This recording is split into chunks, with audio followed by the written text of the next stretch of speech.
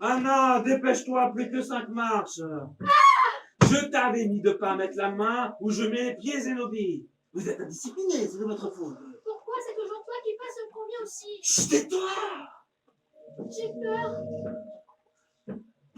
Panier presque les enfants. Un dernier effort. Un ultime sursaut.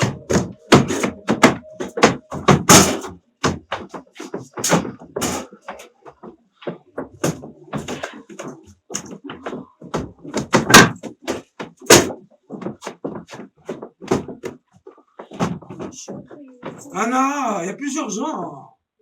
Donne-moi un coup de main, tiens-moi la planche. Je vais chercher un clou.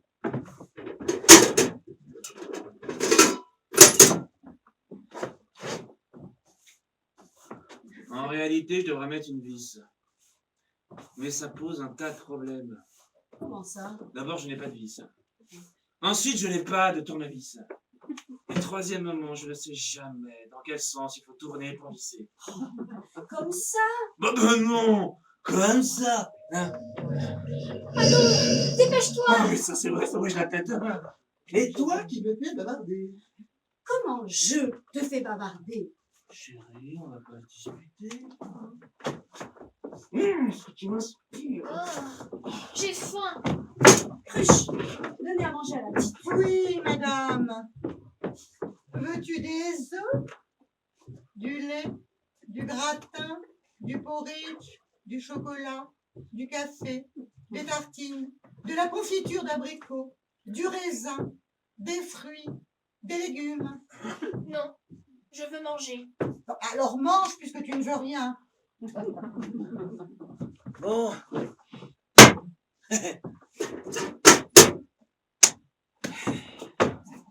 On va pouvoir enfin se détendre. Ma cruche, ce rangement, ça se termine.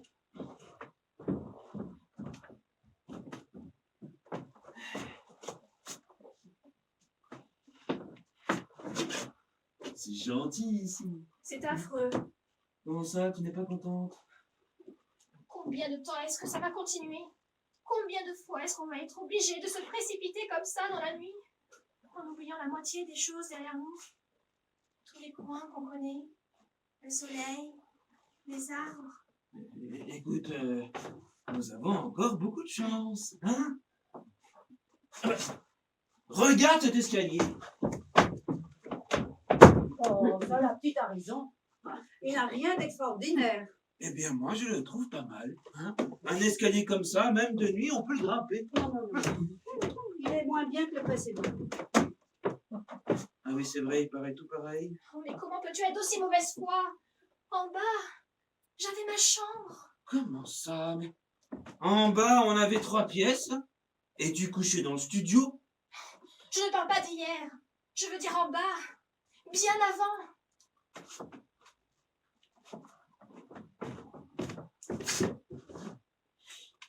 Elle avait sa chambre. Je ne me rappelle pas très bien. Tu avais ta chambre? Oui, j'avais ma chambre. À côté de la vôtre. En face du petit salon. Du petit salon? Le petit salon avec les fauteuils rouges foncés et la glace de Venise. Les jolis rideaux en soie rouge. Le tapis rouge. Et le lustre doré. Zénobie, tu es sûre de ce que tu dis? Oui, je suis sûre de ce que je dis. Eh bien, moi, je ne m'en rappelle pas. Alors, comment toi, une enfant? C'est bien pour ça. C'est les jeunes qui se souviennent. Les vieux, ils oublient tout.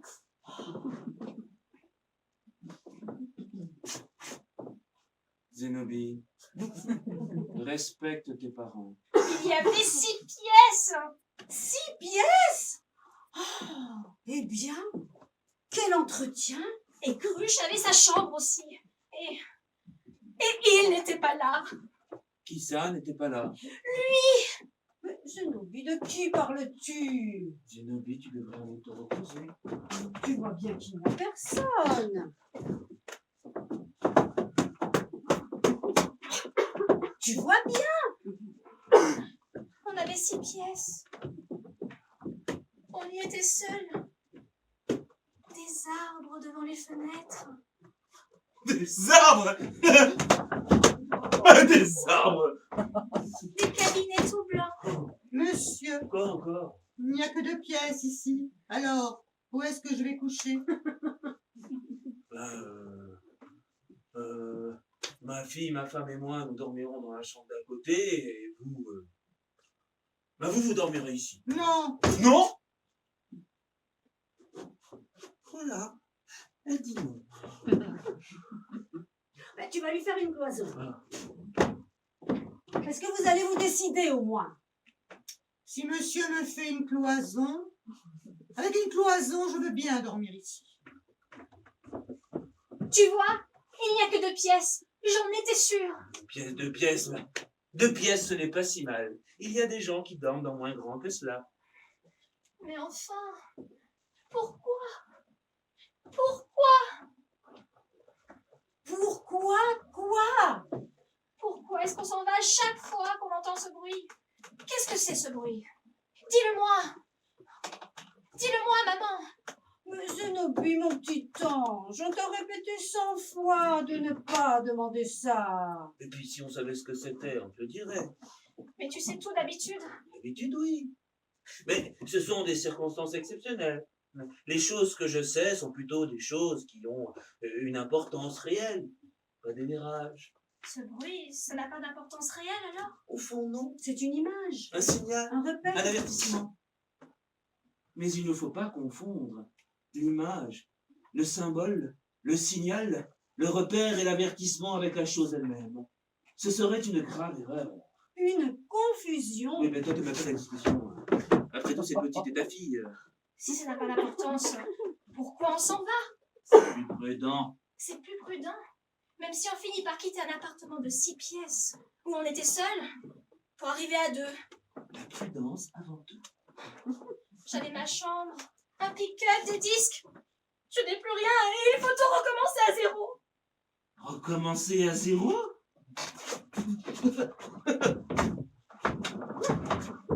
Il y a là un buffet Henri II tout à fait honorable. Tu n'es vraiment pas à plaindre. Songe aux autres. Quels autres? Il y en a de plus malheureux que toi. Que nous? C'est vrai ça. 2 pièces par le temps qui court. Où court-il? D'où vient-il? Qu'importe, il chemine de porte en... Oh, mais c'est pas ça, Mais pourquoi tu ne continues pas? Tu avais si bien commencé, hein? la lassitude.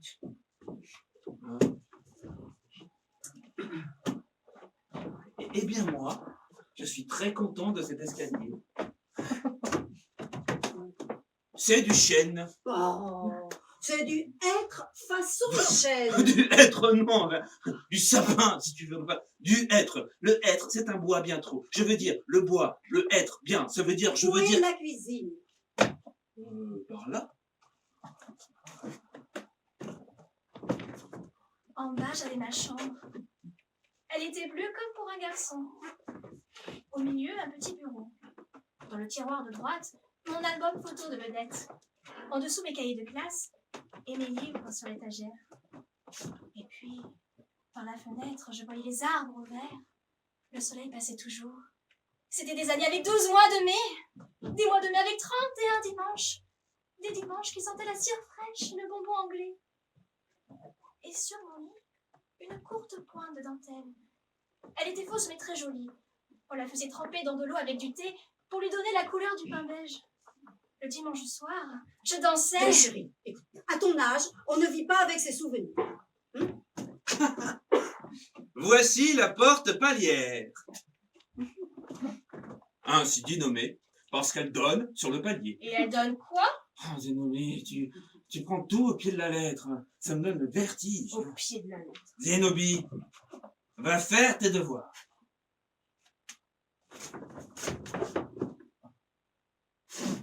Le voisin a l'air de quelqu'un de très comme il faut. Tu l'as vu? Non, non, non. Mais j'ai vu sa carte. La carte n'est pas le territoire. Tu me l'as répété assez souvent. Il est conseiller. Ah, cela peut être utile. Qu'est-ce que je fais pour le déjeuner? Pour le déjeuner ou pour nous? Qu'est-ce que je fais cuire? Donc, on pourrait manger froid. Manger qui? Manger quoi? Du veau, du potage, des radis, de la semoule, du turbo, des carottes ou des quenelles. Ou alors, de l'anguille, du salami, du fricando, de la tête de porc vinaigrette ou des moules. D'abord, qu'est-ce qu'il reste? Des nouilles. Ah non! Je ne veux pas de nouilles! C'est vrai ça. Après la nuit qu'on a passée, tout de même. Hein? Bah, faites des nouilles, puisqu'il n'y a pas autre chose. N'est pas la peine d'en faire puisqu'il y en a. Mais alors, faites-les cuire. Bon.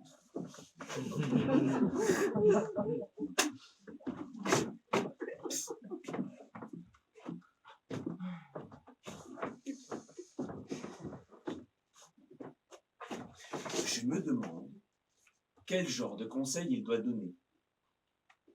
Qui? Bah, le voisin. Ah, le conseiller. Maman, je peux faire marcher la radio? Est-ce qu'elle peut faire marcher la radio? Hein? La radio? Tu l'as emballée dans la couverture jaune à carreaux. C'est toi qui l'as prise. Non. Moi, j'avais la vieille valise noire, le sac de linge et les provisions. Moi, j'avais le sac en osier, la boîte à outils, les planches. Cruche! Cruche! Nous ne trouvons pas la radio. Qu'est-ce que vous portiez quand nous sommes arrivés? La grande lampe, la vaisselle, le tableau du cousin, la malle de fer, le casier à bouteilles, le garde-manger, la boîte à chaussures, l'aspirateur et mes affaires. Évidemment, vous avez oublié la couverture jaune. Personne ne m'avait dit d'apprendre. Bon. Eh bien, on se passera de radio. D'ailleurs, nous n'écoutons jamais.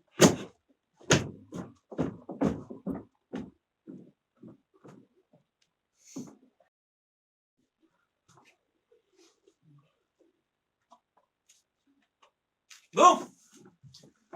Je vais aller faire une visite au voisin. C'est ça, vas-y. Ça t'occupera.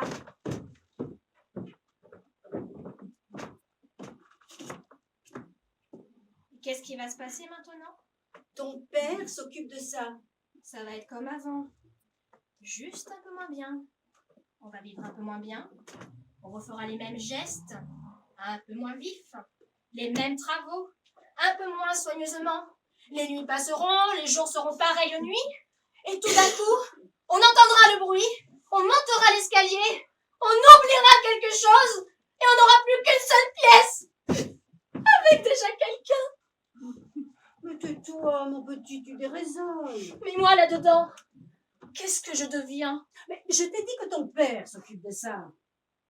Il y a quantité de solutions possibles. Tu reconnais donc que c'est un problème. Oh, Zénobie, tu m'irrites.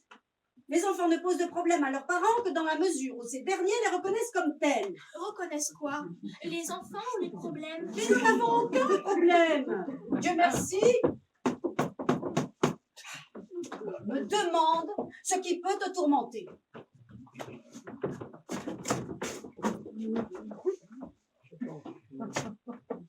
Permettez-moi de vous présenter ma petite famille. Anna, ma femme, Zénobie, ma fille. Madame, Monsieur Garret. On le connaît depuis longtemps. Il habitait déjà en face de chez nous, quand j'avais ma chambre et mes disques. Je ne vous peux visiter l'appartement puisque le vôtre est symétrique. Hein? Ensuite, quand on est monté d'un étage, c'était lui qui vivait sur le même palier. Et comme vous le voyez, ce buffet ne le cède en rien au vôtre. il est tout à fait pareil au nôtre. N'est-ce pas? Moi, je trouve qu'ils se ressemblent tous. Ensuite, quand on est encore monté d'un étage, il a fait la même chose que nous. Cette petite a une mémoire.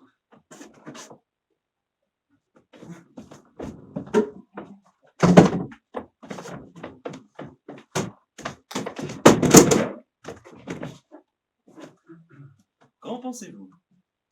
Oui, les enfants sont étonnants de nos jours. Qu'est-ce que vous entendez exactement par là? Eh bien, autrefois, n'est-ce pas, autrefois, ils étaient différents. Vous avez bien raison. Autrefois, ils étaient différents de quoi? C'est vous qui étiez des enfants autrefois, alors comment voulez-vous comparer? Vous avez là une fille qui réfléchit beaucoup, c'est visible. N'est-ce pas? Zénobie, tu dois comprendre qu'une comparaison peut prendre place dans le temps. Et qui compare à ce moment-là? Tu ne peux pas, toi, comparer maintenant, avec ta mentalité idiote, l'enfant que tu étais autrefois avec la jeune fille que je suis en ce moment. Zénobie, tu vas trop loin. Néanmoins, votre fille a mis le doigt sur quelque chose. C'est le problème de l'observateur impartial. Ça n'existe pas. J'aimerais assez connaître votre point de vue. S'il observe, il n'est pas impartial. Il a déjà un désir, celui d'observer. Ou alors, il observe distraitement et ce n'est plus un bon observateur. Eh bien, il peut être impartial par construction. Et qui l'aurait construit? Mais son éducation peut être telle qu'il est doué d'impartialité. Quelle éducation? Celle que lui donnent ses parents? Et qui jugera s'il a reçu une éducation impartiale? Ses parents partiaux ou partiels? C'est insupportable! Enfin, hein? Vas-tu te taire? Je me tais. Votre fille est charmante. Là, nous y arrivons. C'est exactement par là que vous auriez dû commencer. Moi, ça me passait des deux travail. Hein. Je continue. Votre fils, lui-même, que j'entrevis au passage, m'a l'air d'un solide gaillard. Tu vas recommencer à essayer de me faire jouer avec son fils? Je ne suis plus d'âge. Assez. Il doit être difficile à manier, l'animal. C'est qu'il va sur ses 18 ans. Il y va comment? À pied, à cheval ou en patin à roulette? Vous devriez nous l'amener. Ce serait une fête pour la petite. Si Xavier a envie de me voir, il n'a pas besoin que son père l'amène. Merci pour cette aimable invitation. Xavier sera ravi de connaître une compagne comme Zénobie.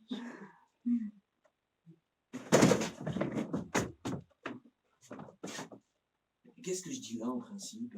Attends. Il n'est plus tout à fait aussi jeune que la dernière fois. Moi, je crois qu'il faut. Mais tu as raison. Toute l'intrigue en dépend. Sur quel plan nous plaçons-nous? Bien, à leur âge, il me semble que... L'amour, l'amour. Profession de foi. Oh là là! Elle est bien élevée, n'est-ce pas? Moi, je la trouve... Discrétion. Et je la trouve charmante. Ah, minute. Mon fils est un heureux gaillard. Minute. Profession de foi. Je ne suis pas un de ces personnages tyranniques, comme l'histoire et les livres en montrent souvent, aux dépens de la culture internationale et du progrès de la véritable civilisation. Léon, tu n'es jamais si bien parti. D'ailleurs, si ça ne tenait qu'à moi, il y a longtemps que les fausses valeurs auraient disparu au profit des valeurs beaucoup plus sûres, que sont la morale, les idées en marche, l'avancement des sciences physiques, l'éclairage de rue et la mise au pilon d'une démagogie toujours trop croulante, à l'instar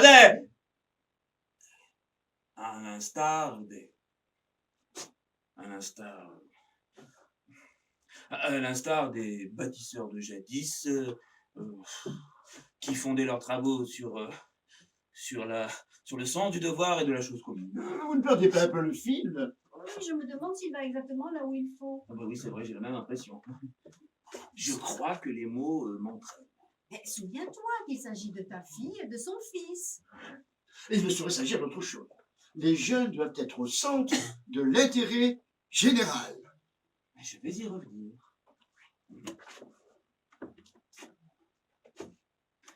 Quel plaisir de voir autour de nous s'épanouir les jeunes bourgeons. Bah vas-y, ça s'annonçait bien. Je manque d'adjectifs. Cette cuisine est ignoble, dégoûtante, infecte, sale, moche, sordide, nauséabonde, innommable, pustuleuse, roulante, écaillée, malodorante, dégueulasse, et ainsi de suite. Et pourtant, j'y retourne. Prends-en de la graine. Ah, c'est malin. User de qualificatifs dépréciatoires. Ah. Les jeunes bourgeons. Je voudrais bien t'y voir. Tiens, là-bas, je te passe le crachoir. Les jeunes bourgeons verdoyants. Ah non, verdoyant. Verdoyant, c'est trop lourd. Je préfère évoquer le vert tendre des chatons de noisetier. Cette nuance plus claire qui peut tourner au tilleul et qui fonce délicatement à la base de cette excroissance végétale pour virer au vert pistache. Cette nuance sensible qui vous met la gorge au fond du cœur quand au printemps on se promène sur un sentier plein de merde. Mais quoi?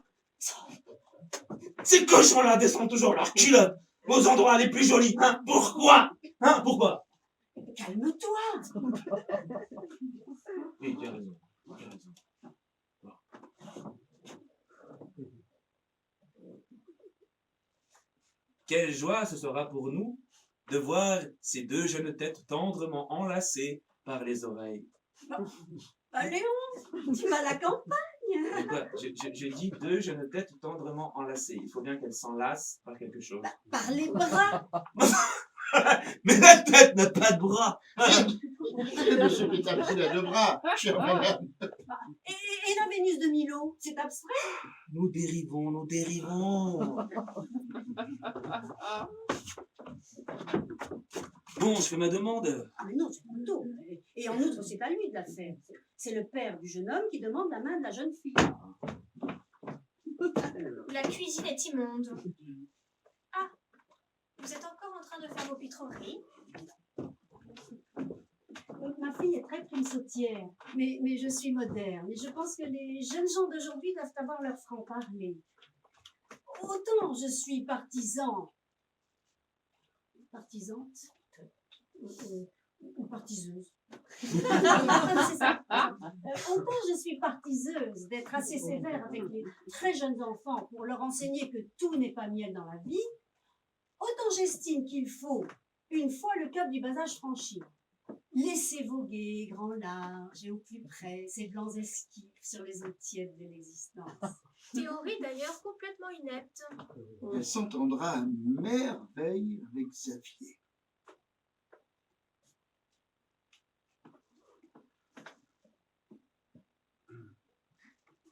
Je crois que nous n'avons guère le loisir de nous habituer à ce logis délicieux. Est-ce que je m'arrête ou est-ce que je continue à laver, à frotter, à astiquer, à récurer, à brosser, à fourbir, à entretenir, à nettoyer, à racler, à épousseter, à cirer, à balayer ou à faire reluire? Continuez, continuez, bien sûr.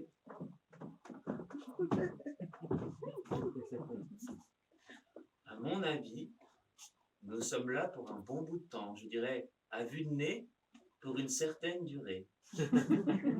J'ai la même impression, mais peut-être serait-il sain que je rentrasse dans mes appartements pour étudier la chose sur mon livre de comptes.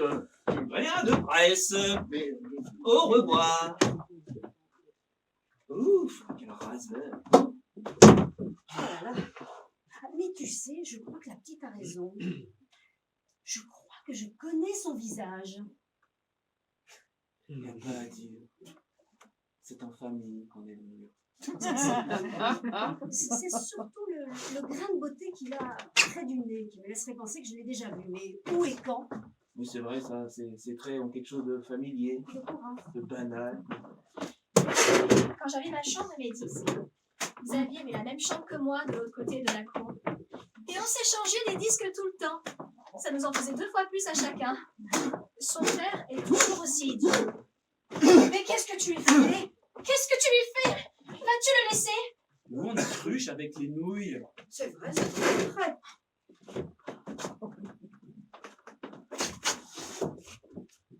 Veux-tu que je prépare la valise noire avant que Cruche ne mette le couvert? Oh, c'est vrai, ça m'aiderait, mon chéri. Mhm. Je crois que les fourchettes sont au fond. Mhm. Tu n'oublies pas la poisson. Mhm. Je la construirai aussitôt qu'on aura desservi. Moi, je me sens déjà ici très bien chez moi. Ah non, écoutez, vous n'êtes plus d'âge. Mais il n'y a pas d'âge pour faire ça, Chancel. Alors c'est moi qui ne suis plus d'âge à regarder. Ça me dégoûte. Maintenant, ça me dégoûte. Enfin, l'amour n'est jamais ridicule. L'amour peut-être.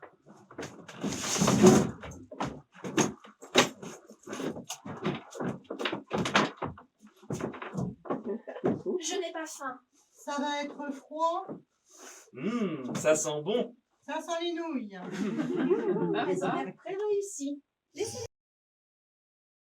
Nous ferons le service nous-mêmes.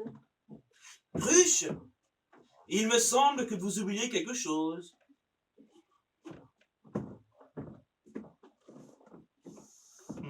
Succulent, C'est délicieux. fameux, Très bon. très bon, succulent, Excellent. ragoûtant, C'est délicieux. fameux, Fameux. succulent, Très bon. ragoûtant, c'est bon, C'est délicieux. fameux, succulent. Fameux.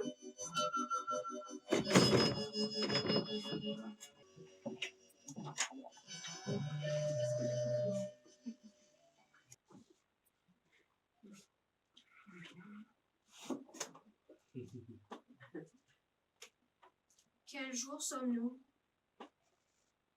Lundi, samedi, mardi, jeudi, Pâques, Noël, le dimanche de l'Avent, le dimanche du pendant, le dimanche de l'après, ou pas de dimanche du tout.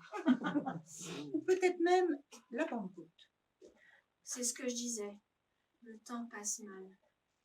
Il n'a pas la place. Il y a trop de gens ou trop de quoi? Qu'est-ce qui l'empêche de passer?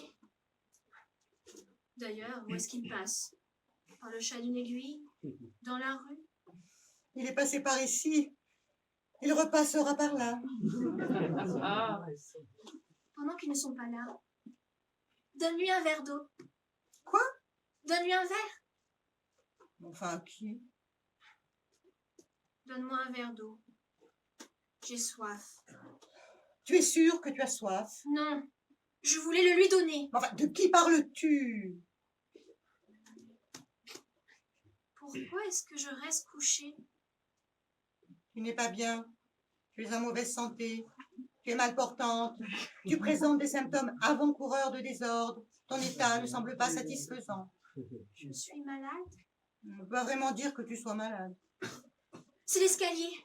On est monté trop vite. On ne peut guère descendre plus bas. Il n'y a plus de cuisine. Plus qu'une chambre et cette pièce.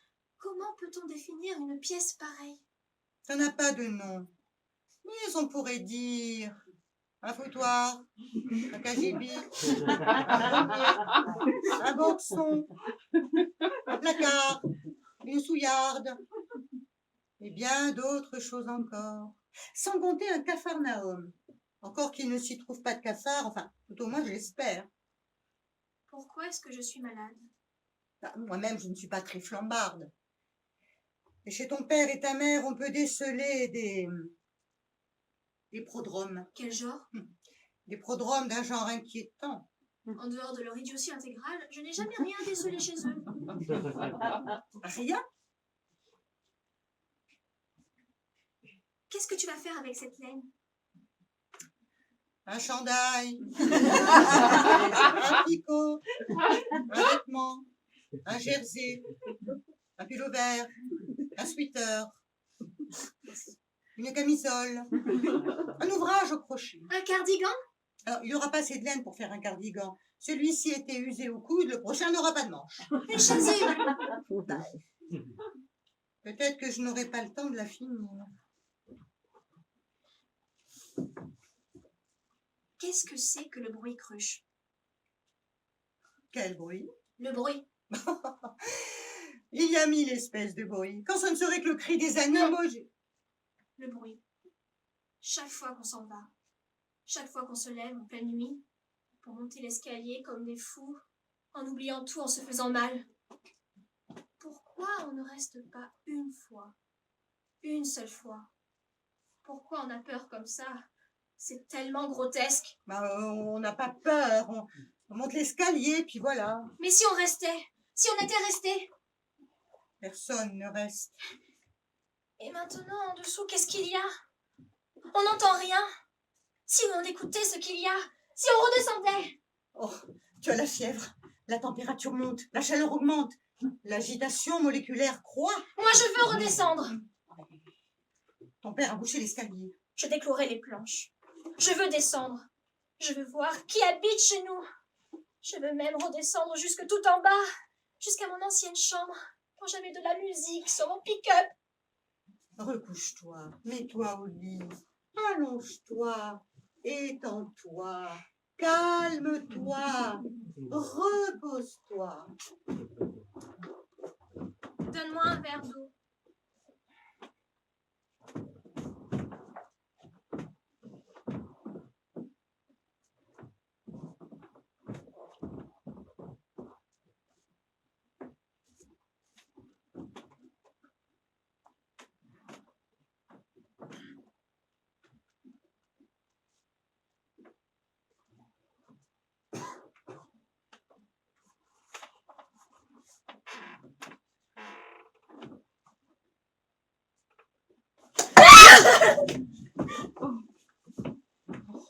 Ne pleure pas.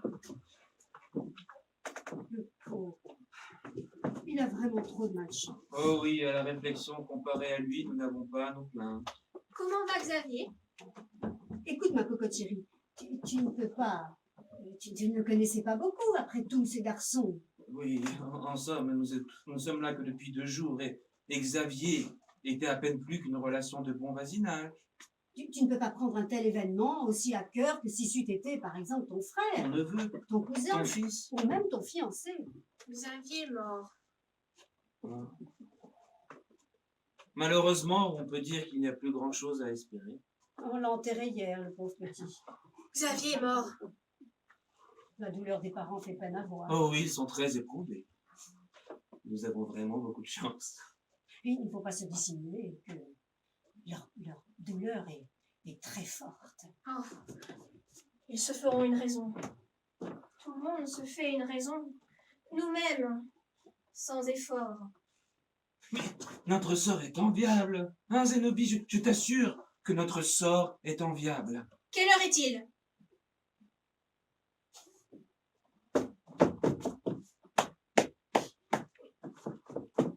Je ne trouve pas la pendule. J'ai l'emballé avant-hier dans le sac de papier gris. Cruche! C'est vous qui le portiez? Non, Tiens, elle n'est pas causante aujourd'hui. Alors, Eh ben, on a dû la laisser en bas. D'ailleurs, ça ne nous manque pas beaucoup, la preuve. Ça fait 2 jours qu'on est ici, on ne s'était même pas aperçu qu'on l'avait laissé en dessous. il doit être 3h30, 4h. Si j'avais encore mon pick-up. Ou même la radio. La radio? Nous n'avons jamais eu de radio, mon chéri, voyons. Avant d'être en dessous, on avait la radio. Je t'assure qu'en dessous, nous n'avions pas la radio. Hein. Une pendule, ça c'est d'accord, il y avait une pendule. Mais de radio, point. J'ai dit avant d'être en dessous. Si j'avais voulu dire en dessous, j'aurais dit avant d'être ici. J'ai pourtant bonne mémoire, je ne me rappelle pas du tout de cette radio. C'est comme le voisin, ce pauvre. Ton père m'affirme qu'il a l'impression de l'avoir déjà rencontré. Moi, je lui trouve bien un aspect familier, mais je ne me rappelle en aucune façon les relations éventuelles que nous aurions pu nouer. J'ai pourtant bonne mémoire, je le répète. Et pour t'en donner un exemple Il me suffit d'un instant pour évoquer la silhouette fière et avantageuse de ton père, le jour qu'il me conduisit à l'hôtel.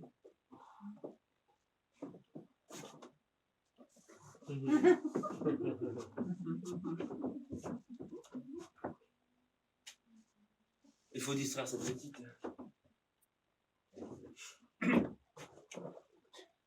Évidemment, ce Xavier, nous ne le connaissions guère, mais par simple solidarité humaine, je dirais même plus, par esprit de palier, je peux concevoir qu'elle éprouve un vif regret de sa disparition et qu'elle éprouve le besoin de se raccrocher à des broutilles. C'est effrayant ce que ça peut être bavard à cet âge-là.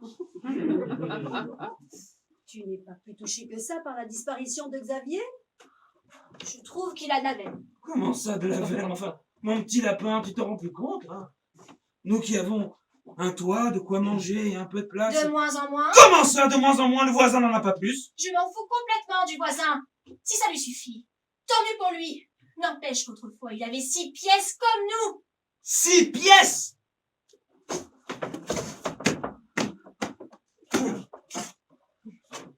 C'est de la vanité. Et combien d'étages reste-t-il au-dessus de nous? Je ne comprends pas ta question.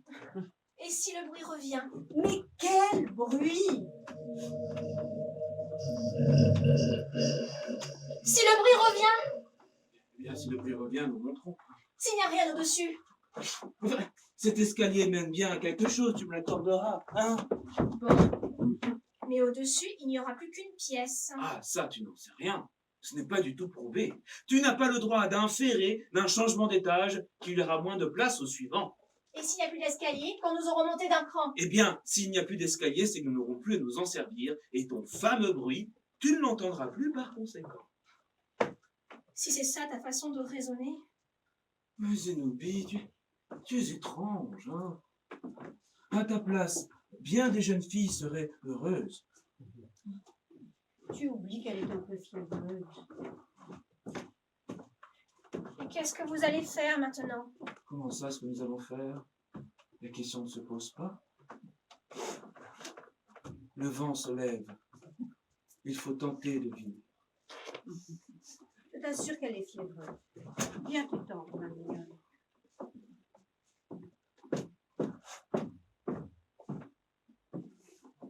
De quoi est mort Xavier? Comment? De quoi Xavier est-il mort?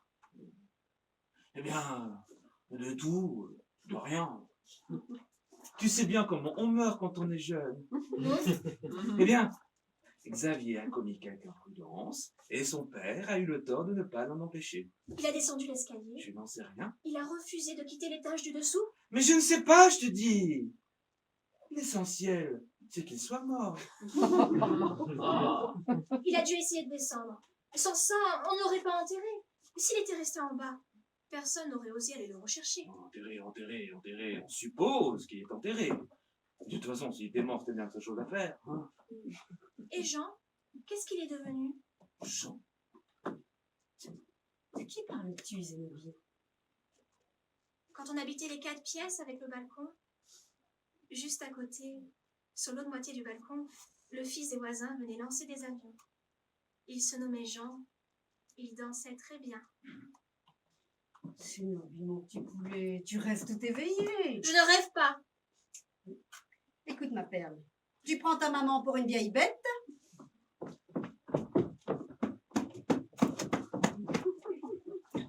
Il faut la distraire, je te jure qu'il faut la distraire. mais comment? Et il est vrai que les parents, autant qu'il est dans leur pouvoir de le faire, ont pour rôle de former leurs jeunes enfants et leur donner une éducation de telle sorte que le contact avec la vie réelle qui les attend au sortir du nid familial se fasse de façon douce et sans les blesser le moins du monde. Mais est-il dans leur rôle de les distraire? La formation comporte-t-elle la distraction? Une distraction éducative. Il est certain que Xavier n'était pas unique. Zénobie doit être préparée à la rencontre d'un futur compagnon. Et ce compagnon et moi, où vivrons-nous à supposer que je le rencontre? C'est sans importance. Ce problème se résoudra lui-même. C'est bien le seul. Du reste, qui le pose, le problème? Je suis persuadée à bien réfléchir que l'exemple est le meilleur des guides. Notre exemple, en l'occurrence. Notre exemple est exemplaire. Si je mimais notre aventure. Oh chérie, tu mimes si bien. Mais parle, ne te borne pas à mimer. À quoi bon te priver d'un moyen d'expression dont tu as la maîtrise complète?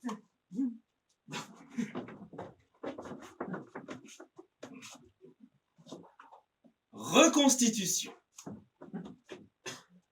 On se représente un beau matin de printemps. La ville en fête. Les oriflammes claquant au vent.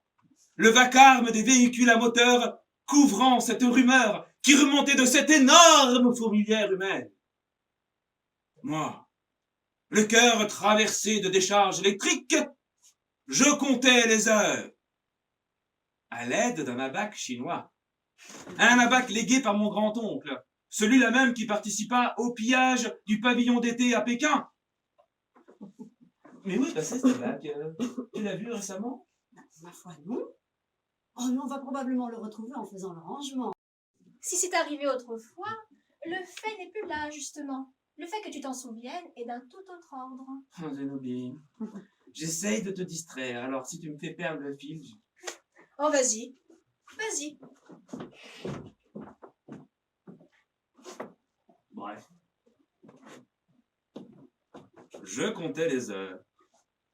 Et comme j'étais très fort en arithmétique, ce calcul ne présentait pour moi aucune difficulté, ainsi qu'un certain nombre d'autres calculs, tels que celui de la circonférence du cercle, du nombre de grains de sable contenus dans un tas de sable, pour lequel on procède comme pour la sommation des piles de billets, et ainsi de suite. Les fournisseurs se succédaient dans l'antichambre de l'heureuse fiancée, ployant sous le poids des corbeilles de fruits, de légumes, de fleurs et de linge sale. Oui, certains avaient confondu avec la blanchisserie d'à côté. Mais tout cela, je ne sais que par lui dire, car elle était chez elle, j'étais chez moi. J'étais prêt, resplendissant. Un air de santé flottait autour de mon visage bien rasé, et seul avec mes pensées, c'est-à-dire complètement seul. Je m'apprêtais à la fusion des états civils dont on a pu dire qu'elle était... Qui a bien pu dire ça? Mais enchaînons. Je te passe le crachoir.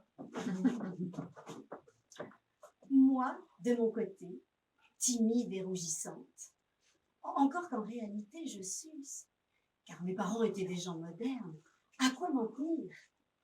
Et qu'une fois seul avec moi, ce vaurien n'aurait de cesse qu'il ne parvint à me grimper. Habillée, entourée de mes filles d'honneur, de choses et d'autres, et des sujets les plus divers. Car une épousée du jour ne pense qu'aux petits trucs. Mais la société refuse que l'on dénomme le petit truc avant de l'avoir subi. Sauf chez les êtres primitifs, qui, hélas, sont bien à plaindre. Allez, on reprend. Cette évocation m'écoute.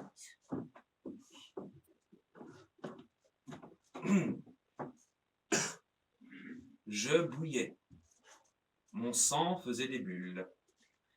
Et quand le sang fait des bulles, on n'est pas loin de l'embolie.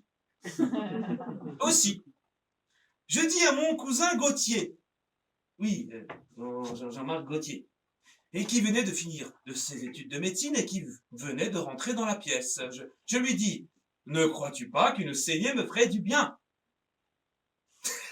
Il s'esclaffa. Il ria si fort que je me mis à rire moi aussi. C'était vraiment très marrant.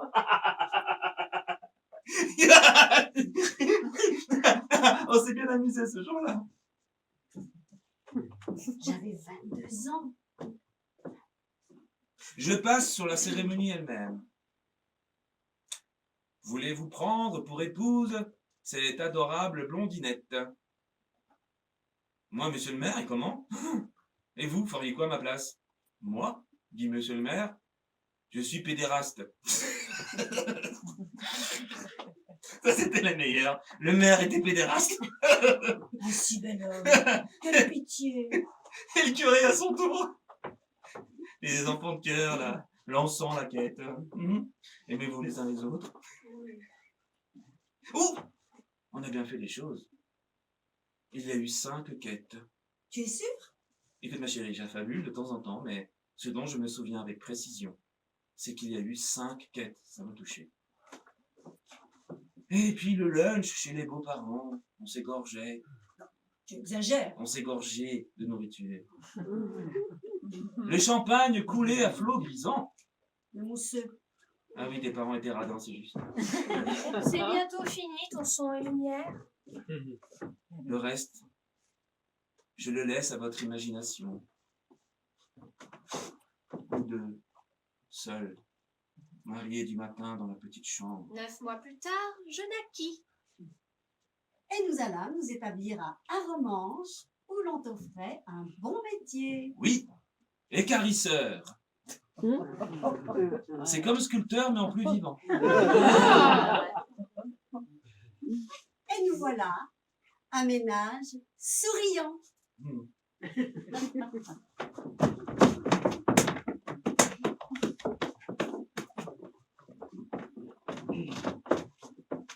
Heureux, toujours unis, malgré l'adversité.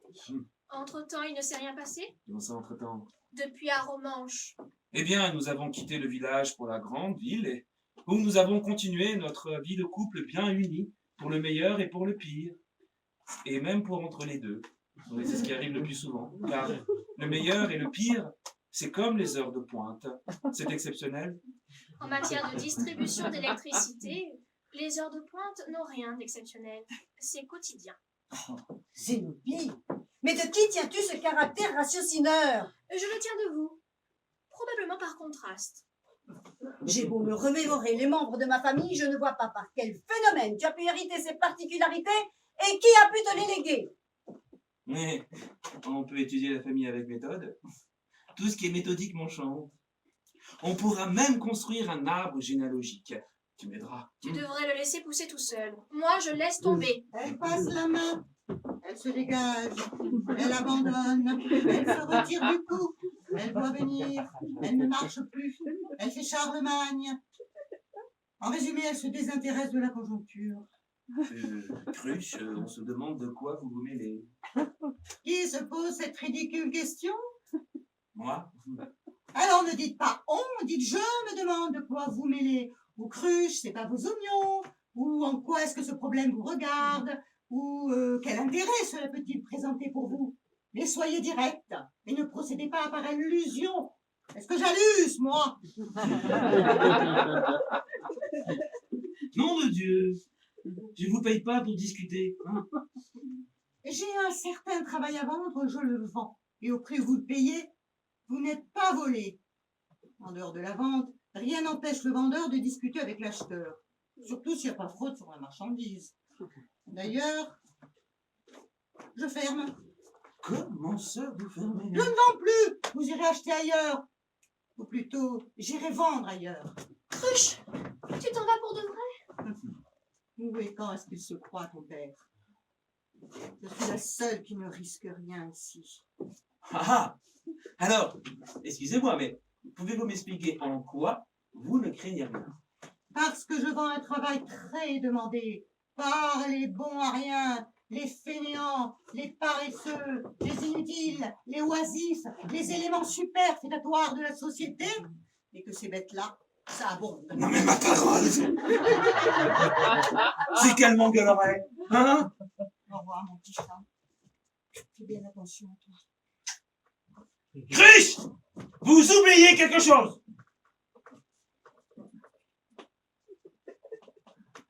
Non, je ne vois rien que j'oublie ici. Eh bien, pour débarras! C'est vrai ça. Cette fille devenait de plus en plus insolente. Hein. Et puis en outre, ça nous fera des économies. Et puis une pièce en plus, pratiquement. Hein. Je ne dormirai pas seule ici. Eh bien, tu dormiras avec nous dans la chambre d'à côté. Je pourrai dormir seule à côté. Comme tu y vas! La plus belle chambre pour mademoiselle. Pourquoi a-t-on des enfants? Pour leur donner la chambre la plus moche? Oh, mais Zénobie, ne te monte pas comme ça. D'abord, on n'a pas toujours des enfants exprès. Si on ne sait pas, on se retient.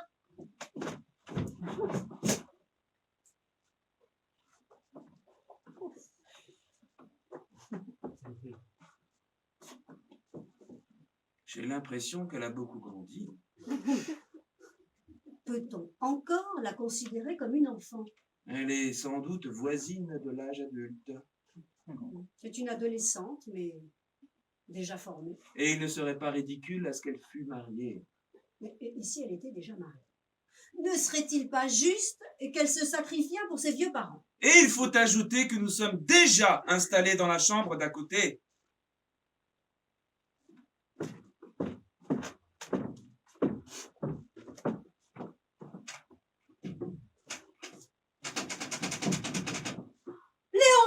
Qu'est-ce qu'il y en a, tu me fais peur, là? La porte ne s'ouvre plus. Non, mais dis pas ça. Il y a mon appareil photographique, il a valise noire.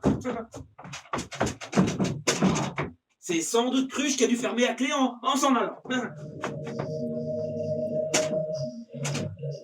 Cruche ne s'est pas approché de la porte. C'est comme ça. La poignée est comme bloquée, soudée, elle n'est pas fermée à clé. Coincé, immobilisé, rivé, inébranlable, impossible à remuer. Et pour ainsi dire, on ne peut pas le tourner. Je savais que celle-là marchait encore. On a vraiment tort de s'alerter trop vite. Bien, tout va bien. Il nous reste une pièce, ma foi, de dimension raisonnable. Hein. Oh, et par chance, c'est de ce côté qu'il y a la toilette et le réchaud. Ne crois-tu pas qu'on se soit laissé enfermer dans la chambre d'à côté? Qui n'avait rien d'exceptionnel, je te l'assure. Tu seras beaucoup mieux ici avec nous. Certainement. Bien. Il n'en demeure pas moins que je me crois le devoir de procéder à diverses précautions élémentaires.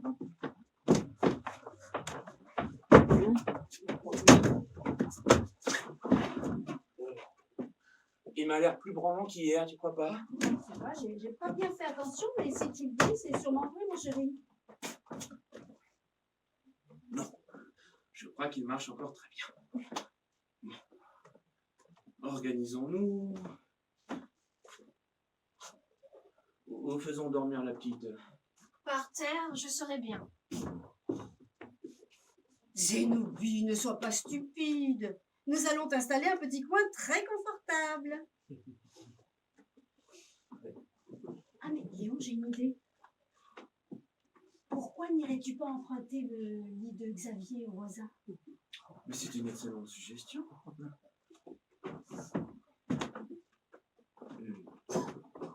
Encore que ça me gêne un peu. Étant donné le deuil si proche. Xavier aimait beaucoup la petite. Ah. Que t'arrive-t-il, mon poulet vert? J'ai un peu mal à la tête. Oh, mais ce n'est rien. Un peu de fièvre. Je voudrais des oranges. Oh, écoute, mon petit chat, ce n'est pas raisonnable. Tu sais bien qu'on les garde pour ton papa qui en a besoin à cause de ta santé, de sa santé. Oui. Mais j'en voudrais quand même. Représente-toi la situation actuelle. Nous n'avons que très peu d'oranges. Et ton père est un homme adulte, un homme fait. Ton père n'est plus une promesse. C'est un individu complet, achevé, qui a donné des preuves des preuves. Toi, d'un autre côté, une jeune fille, presque une enfant. Tu es, disons, habillée de loterie. On peut miser sur toi, certes, mais il y a un aléa. Bon. Je suis persuadée, quant à moi, note-le, que tu arriveras à être quelqu'un de très bien. Mais pour l'instant, entre la fleur et le fruit, il est plus sage de choisir le fruit. C'est papa le fruit? C'est une comparaison, et ce n'est que cela, vois-tu, mon petit chat. Mais elle est significative. La fleur doit se sacrifier offrir.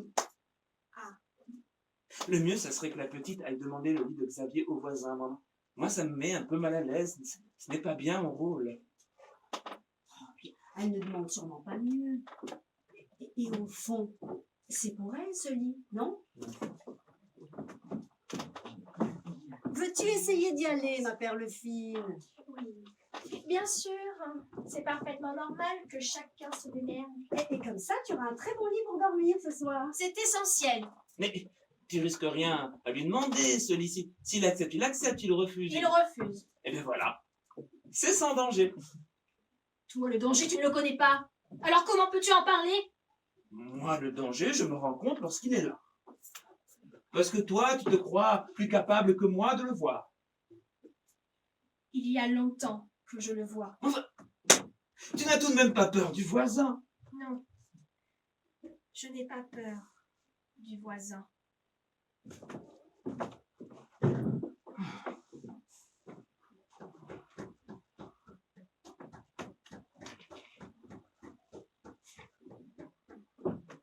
Mais insiste, il est sûrement chez lui, insiste. Sa porte a l'air d'être bloquée. Mais sonne, ma cocotte, sonne.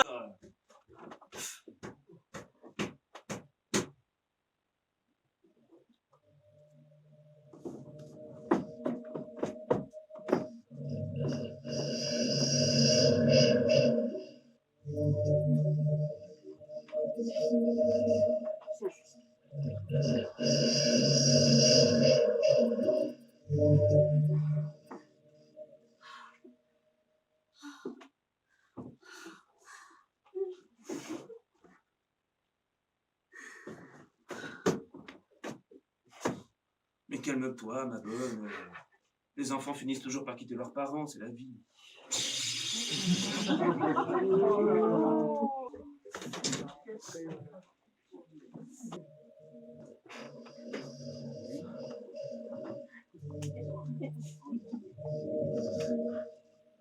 Le sac jaune, Anna, n'oublie pas le sac jaune, il y a le moulin à légumes dedans. Anna, tu viens. Passe-moi le sac jaune. Mais non, tu te crains rien. Ah, passe-moi le sac jaune, je te dis. Ah ben voilà. Hein, nous avons tout notre temps. Bon. La valise noire, maintenant. Mais bon Dieu, je l'ai mis contre la table de toilette. C'est moi qui l'ai préparé moi-même.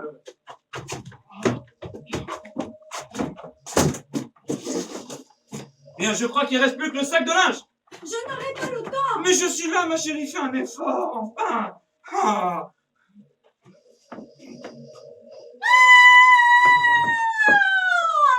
Anna, que se passe-t-il? Je suis là, ma chérie.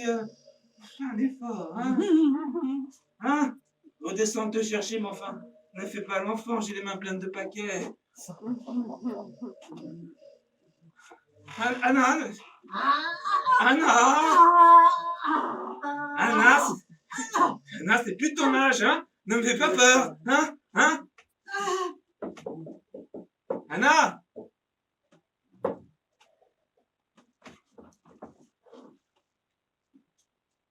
Anna?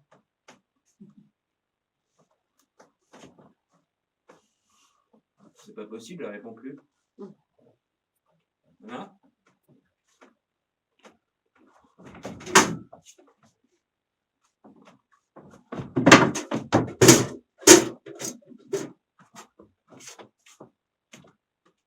C'est pas une façon de laisser tomber les gens comme ça, tu sais, Anna, hein?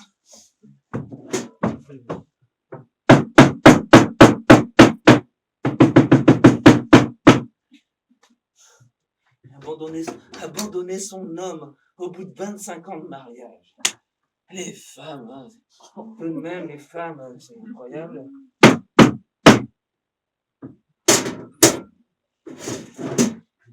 Bien, ça ira très bien comme ça. Hein? Oui.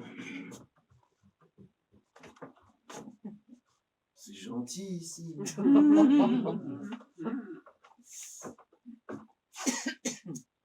Les murs sont sains. Pas de fuite à la toiture. pas de porte, ou tout comme. Ce qui signifie, comme je le supposais, qu'il n'y aura plus de raison de s'en servir.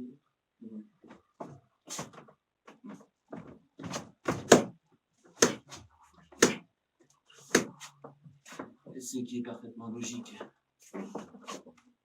N'importe qui le comprendrait.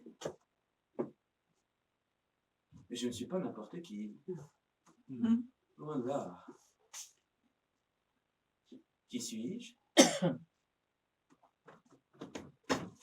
Récapitulation. Dupont-Léon. Âge 49 ans. Dentition bien entretenue. Vaccin élégamment réparti sur tous les membres. Taille 1,80 m. Ce qui, on en conviendra, est supérieur à la moyenne. Sain de corps et d'esprit. Une intelligence dont on a également tout lieu de croire qu'elle est supérieure à la moyenne. Domaine d'action. Une pièce. Ma foi, de taille largement suffisante pour un homme. Un homme seul. Un homme seul. Ah oui, voilà, un homme seul. Question. Que fait un homme seul dans sa cellule? Cellule? Cellule. Mais enfin, le mot est trop fort. Il y a là une fenêtre largement suffisante pour livrer passage à un homme de parfaitement corpulence normale et lui permettre de séquesser la gueule sur le pavé en tombant d'une hauteur de 29 mètres, une effraction. Il y a aussi un petit balcon où l'on pourrait, si l'on craignait de manquer de distraction, ce qui n'est pas du tout le cas, faire pousser dans des pots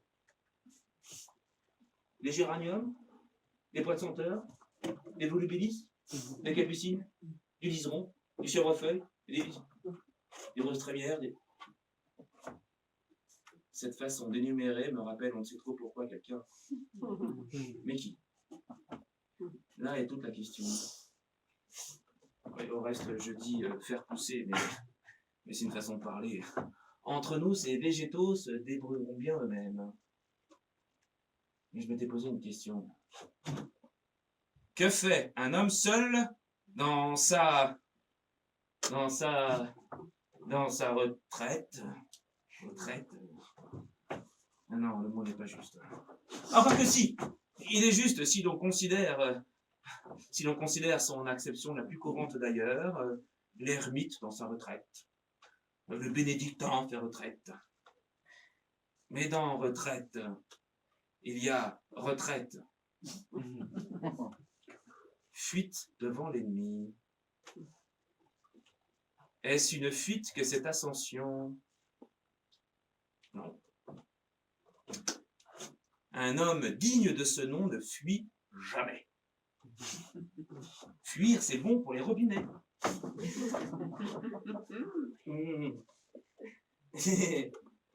Ah non, ça me fait pas rire, c'est pas drôle. Et puis, il est sage de remarquer que l'on dit battre en retraite. Et que bat-on? L'ennemi. Aussi, par un étrange retour des choses, cette retraite, cette cellule, sera ma victoire sur l'ennemi. Oui, mais quel ennemi? C'est ce qu'il convient de déterminer.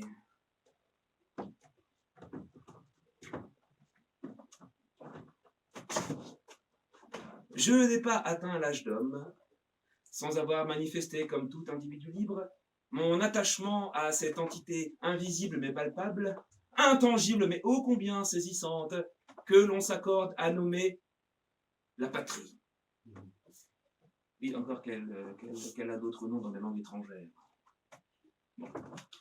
Et mes vertus ordinaires aidant, j'ai même acquis au service de la patrie des titres à la reconnaissance de tous, discrètement manifestée par quelques florettes d'argent sur la manche de tissu rêche de ma vareuse.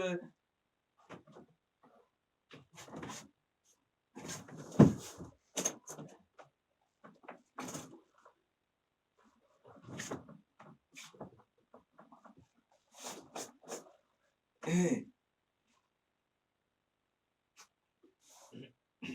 quel motif me pousse à présent à vouloir revêtir cet uniforme de connétable de réserve? Suis-je donc une bête pour agir par instinct? Non, non! Indéniablement, le bruit est la cause de mon ascension, alors pourquoi revêtirais-je un uniforme en entendant un bruit? Ah ça, si quelque estafette était rentré précipitamment dans la pièce, couvert de sang et de boue séchée, se serait héroïquement écroulé sur le parquet en criant « À l'alerte! À l'attaque !» Eh bien, si, en ce cas, je me serais trouvé justifié de... Mais que s'est-il passé? J'ai entendu un bruit, je suis monté. La situation est identique à ce qu'elle était plus bas. À quelques détails matériels près. Oui, mais je suis complètement indifférent aux détails matériels. Donc,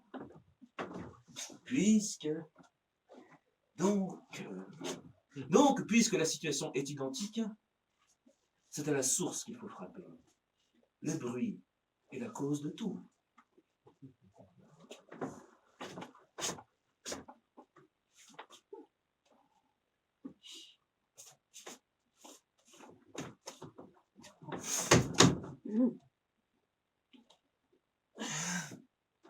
Oui, ce bruit. J'ai feint un temps de ne pas l'entendre lorsqu'il venait à retentir. La façade devant la famille, la façade devant ma... J'avais donc une famille. Par moments, c'est à croire que je m'approprie les souvenirs de quelqu'un d'autre. Quelqu'un d'autre. Quelqu'un d'autre. Quelqu'un d'autre. C'est impayable. Quelqu'un d'autre alors que je suis seul.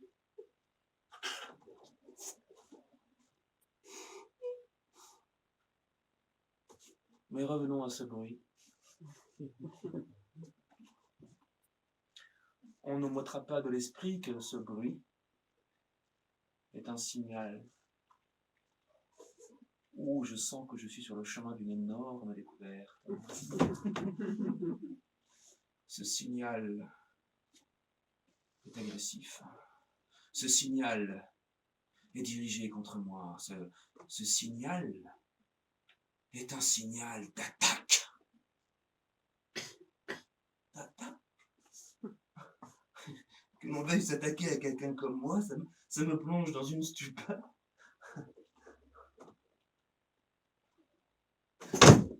Mais une chose est sûre, qui dit attaque, dit défense. Et heureusement, question défense, je suis paré.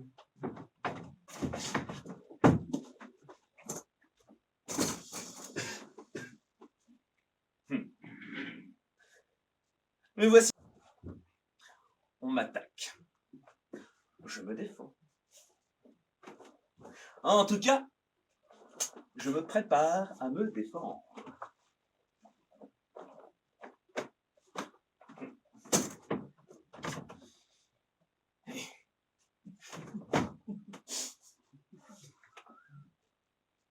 Le képi. Non, le képi, je le mettrai le moment voulu, s'il y a lieu.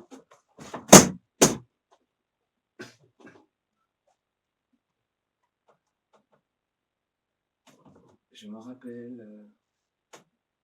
Mais non, je me rappelle pas. Un homme de mon âge ne vit pas dans le passé. Je suis en train de construire l'avenir.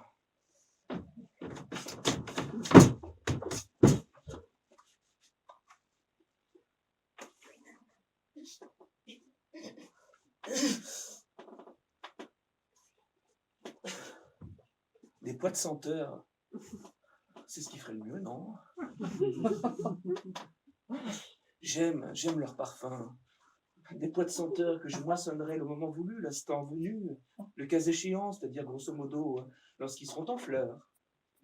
Car j'aime les fleurs. Un guerrier qui aime les fleurs. La chose est saugrenue, mais pourtant j'aime les fleurs. Et c'est dire que je ne suis pas un guerrier.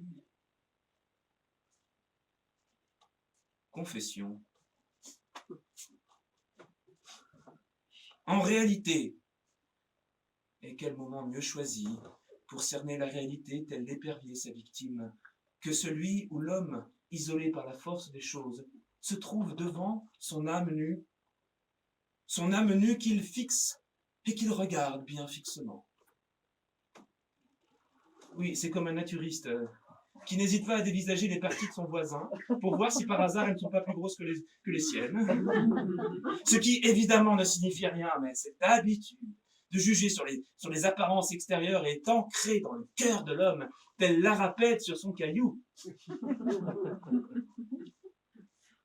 En réalité, malgré cet uniforme, je suis, et ne fais là que manifester une caractéristique nationale, anti-militariste. Oui, on se perd souvent en conjecture sur les raisons qui font éclore dans un peuple tout entier le goût et le désir de l'uniforme. C'est pourtant bien simple. La raison d'être du militaire, c'est la guerre. La raison d'être de la guerre, c'est l'ennemi. Aussi, un ennemi habillé en militaire est 2 fois un ennemi pour un antimilitariste. Car un antimilitariste n'en a pas moins des sentiments nationaux et cherche à nuire à l'ennemi de sa nation. Or, quel meilleur moyen, si un ennemi est habillé en militaire, que de lui opposer un autre militaire? Il s'ensuit de ce qui précède que tout antimilitariste a le devoir de s'engager dans l'armée.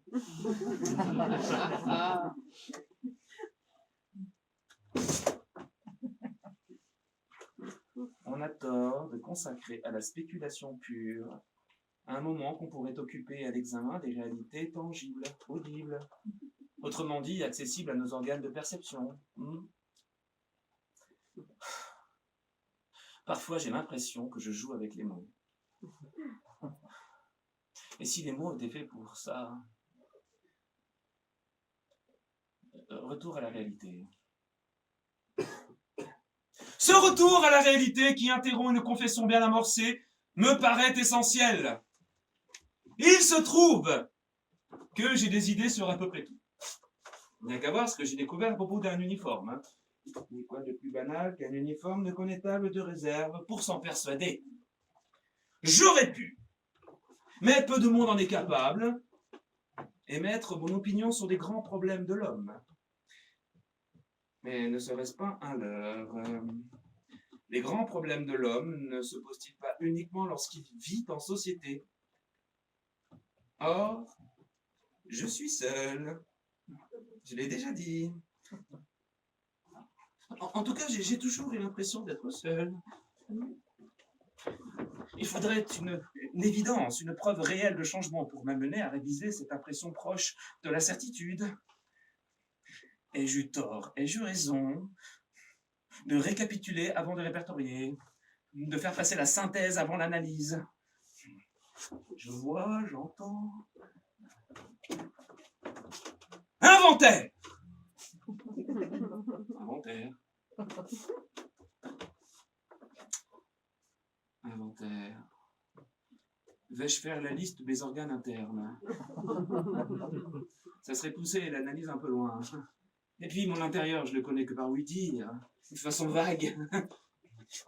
Et il se peut que mon cœur fasse circuler mon sang. Mais s'il était possible que ce soit les mouvements de mon sang qui soient la cause réelle des battements de mon cœur. Non, l'extérieur seulement.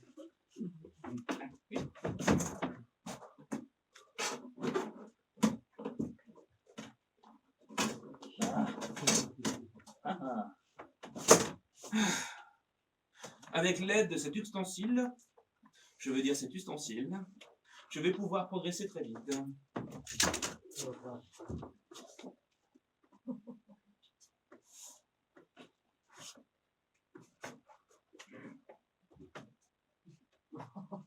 Je me suis toujours demandé pour quel motif l'homme est amené à désirer orienter son aspect physique. Et notamment, se faire pousser la barbe. Aussi soucieux de répondre à cette question, je me suis laissé pousser la barbe. Et il se trouve que je suis en mesure d'affirmer que de motif, il n'y en a point. Je me suis laissé pousser la barbe pour voir pourquoi on se faisait pousser la barbe, et je n'ai trouvé qu'une barbe. La barbe est la raison de la barbe. Bon début, hein? Décidément, mes capacités ne se sont pas amoindries avec l'altitude.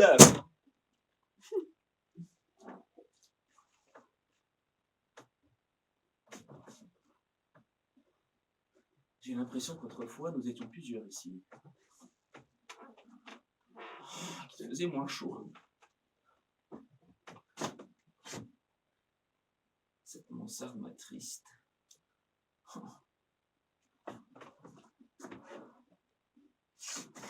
Nous étions plusieurs, mais je détenais la majorité absolue. Nous avons cessé d'être plusieurs et j'ai l'impression que ma majorité s'effrite. Paradoxe, paradoxe, à coup sûr paradoxe.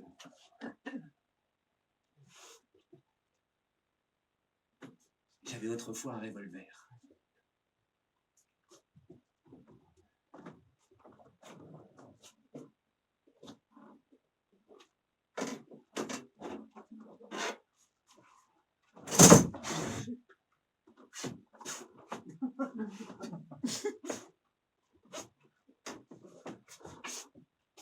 C'est une arme légère, bien en main, qui va me permettre de reconquérir les sièges perdus.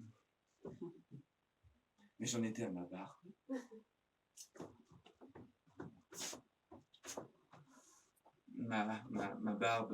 Ma barbe est vivante, puisqu'elle pousse. Quand je la coupe, elle ne crie pas. Les végétaux non plus, d'ailleurs. Ma barbe est une plante. Les capucines à la place des pois de senteur. Je les mangerai en salade.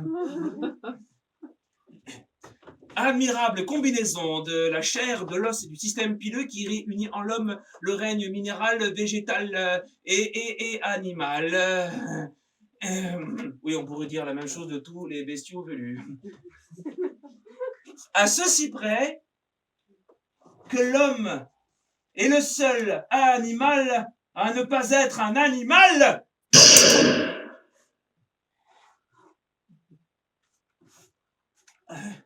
Autant qu'il m'en souvienne, ce pistolet était chargé à blanc. Sinon, je ne prendrais pas la fantaisie de tirer sur les murs de ma chambre au risque de blesser quelqu'un. Et pourtant, elle tourne. Un individu amené à de telles extrémités ne mérite pas qu'on le décore du titre de roseau pensant. Pourtant, elle tourne.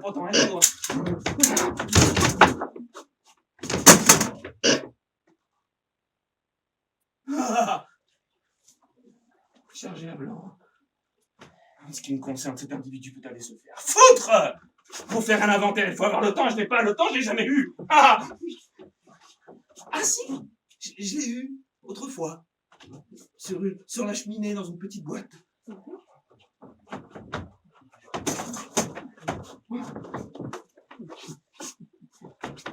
Ah. Ils l'ont oublié en bas. Ils auraient dû la ramener. Je n'ai pas le temps. Je n'ai jamais eu. Hein?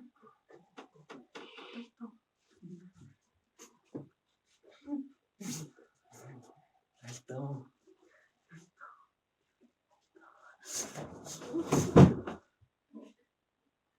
La vie est un scandale, hein? Oh, il faut que je me vête.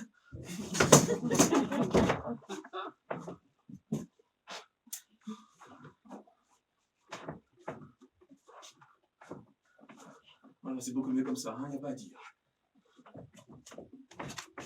Le sentiment de solitude peut-il se développer chez tout individu adulte en dehors du contact avec ses semblables, hein? Non. Alors, ce sentiment de solitude que j'ai toujours éprouvé, je le devais sans doute à une ou diverses personnes hypothétiques, dont j'étais peut-être entouré. Mais tout cela, je le livre au hasard pour faciliter le travail de réflexion auquel je me livre en ce moment. Si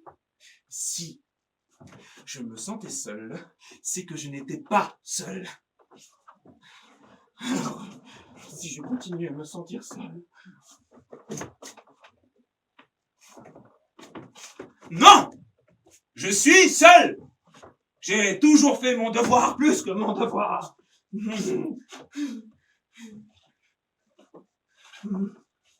Nous courons à toute allure vers l'avenir.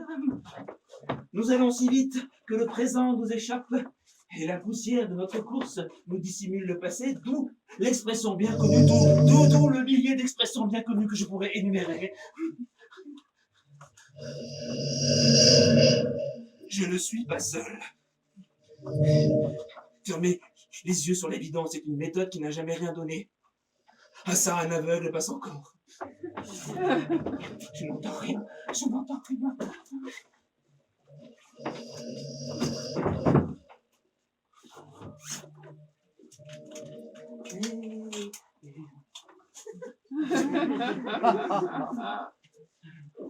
Autrefois, il y avait l'espoir dans une génération future qui laverait le linchal de ses aînés à l'aide d'un moulin à légumes. Je n'entends rien. Ses mains sont blanches. Je n'entends rien. Les capucines, c'était pas une mauvaise idée, mais le chèvrefeuille. Hein, le chèvrefeuille? Le chèvrefeuille me donnera des satisfactions d'un autre ordre, des satisfactions d'un ordre plus élevé. Le chèvrefeuille, ça ne se mange pas. Je pourrais contrôler mes appétits. Je jure que je contrôlerai mes appétits pour mieux les assouvir, pour mieux les contrôler. Je n'entends rien. Je n'entends rien!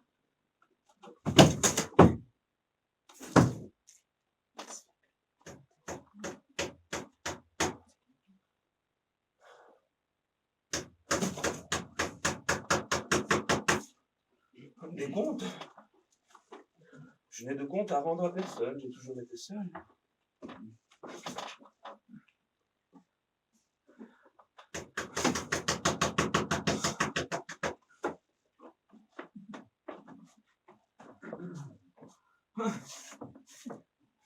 Le chèvrefeuille, ça vaut pas le liseron. Le liseron, c'est frais, c'est naturel. Je suis seul. Oh! Dans la poussière du passé, on dissimule. On ne distingue plus rien. Hein? Elle recouvre les gens comme une housse. Des meubles. C'était que des meubles. Oh!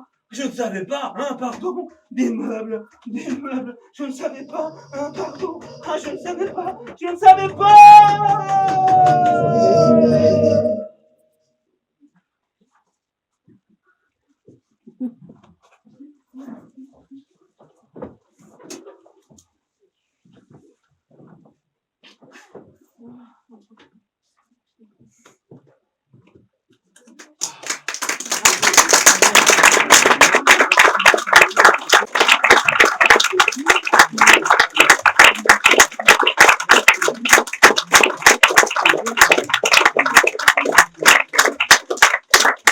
Eh bien voilà, vous venez d'assister à la 4e représentation des Bâtisseurs d'Empire ou le Schmutz de Maurice Vian.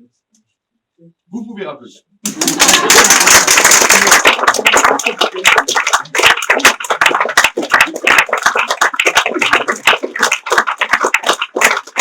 Avec dans le rôle du voisin Jean-Pierre Saillat.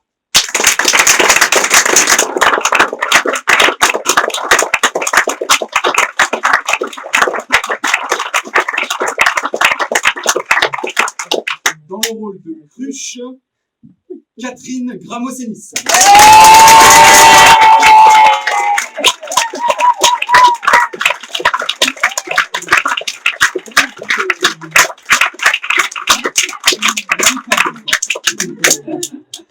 Dans le rôle de Zenobi, Lin Tao.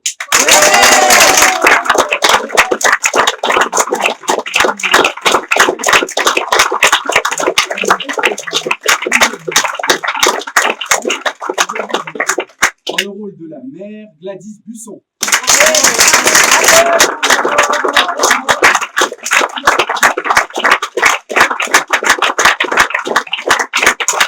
Et dans le rôle du père, Jérôme Surin.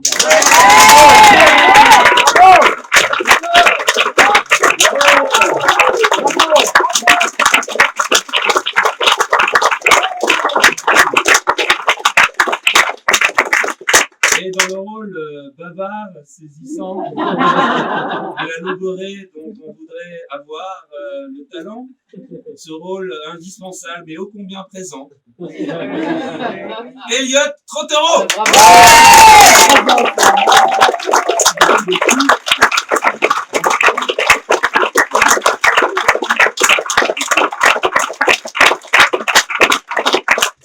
Les décors légers, frais, lisses et tout à fait design dans le monde du cauchemar.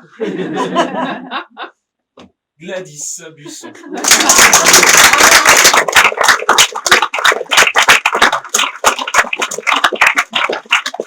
Et dans cette mise en scène moderne, contemporaine, post-moderne, je dirais même, et tout à fait saisissant pour nous, hein, Guillaume Morana. Bravo.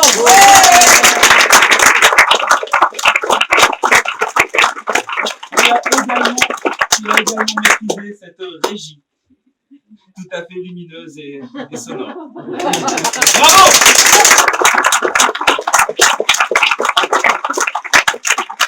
Et dans le rôle de l'assistance, du public, de la foule, des gens qui sont réunis, des gens qui respirent, des gens qui regardent, des gens qui rient, vous, merci.